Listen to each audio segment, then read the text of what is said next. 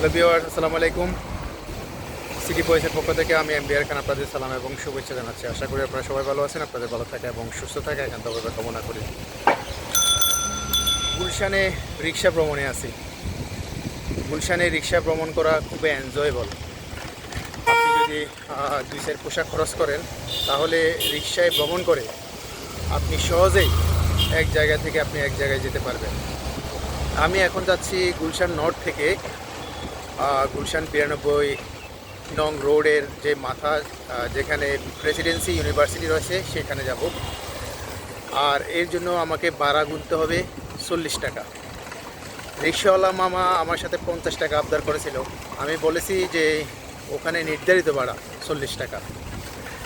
তারপরে সেই ভাড়ায় আমি যাচ্ছি। So much enjoyable. এক কথায় আমি প্রায় সময় রিক্সায় চড়ে এক জায়গা থেকে এক জায়গায় গিয়ে থাকি এবং গুলশানের যে সৌন্দর্য সেই সৌন্দর্যগুলো আমি রিক্সায় চড়ে আমি উপভোগ করে থাকি। এখন আছি আমি গুলশান অ্যাভিনিউতে। রিমঝিম বৃষ্টি হচ্ছে। এই বৃষ্টির মাঝে ভিজে আমি সানমির দিকে এগিয়ে যাচ্ছি। বৃষ্টির কারণে গাড়ি ঘোড়ার যে আধিক্য সেইগুলো অনেকাংশেই কম।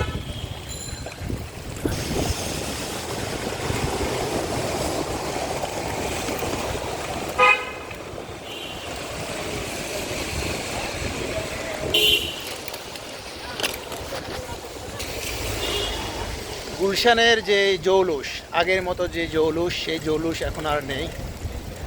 এখন ইট পাথরের যে ঢাকার যে বদনাম, সেই ইট পাথরের রসহীন প্রাণহীন শহরে পরিণত হয়েছে এই গুলশান।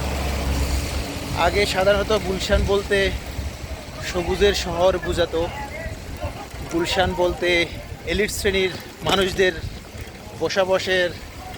বসবাসের আবাসস্থল বোঝাতো। এখন সেই গুলশান একতলা দোতলা বাড়ি থেকে 10 তলা 20 তলা বাড়িতে রূপান্তরিত হয়েছে এবং বিভিন্ন আইটেমের মানুষ, বিভিন্ন কালচারের মানুষের সমাগম ঘটেছে। এককালের আবাসিক যে গুলশান, সেই গুলশানটি এখন বাণিজ্যিক গুলশানে পরিণত হয়েছে।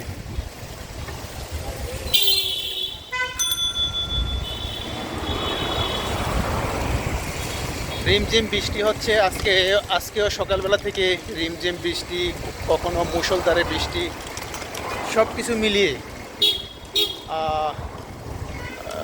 বৃষ্টি স্নাত একটি দিন আমরা অতিবাহিত করতেছি। বেশিরভাগ মানুষ ছাতা ব্যবহার করে এক জায়গা থেকে এক জায়গায় যাচ্ছে, এবং যাদের হাতে ছাতা নেই তারা এই রিমঝিম বৃষ্টিতে ভিজে তারা তাদের গন্তব্যের দিকে তারা যাচ্ছে। আমার ব্যাগে ছাতা আছে।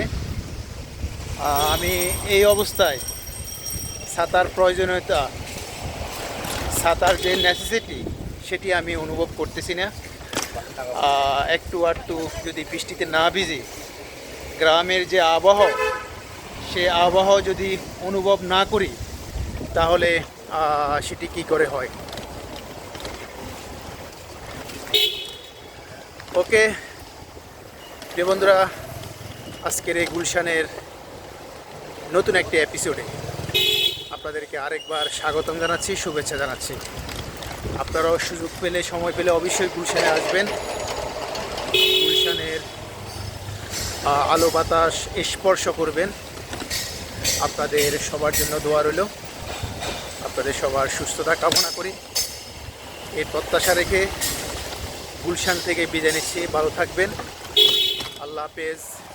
এআর খান, সিটি বয়েজ, ঢাকা।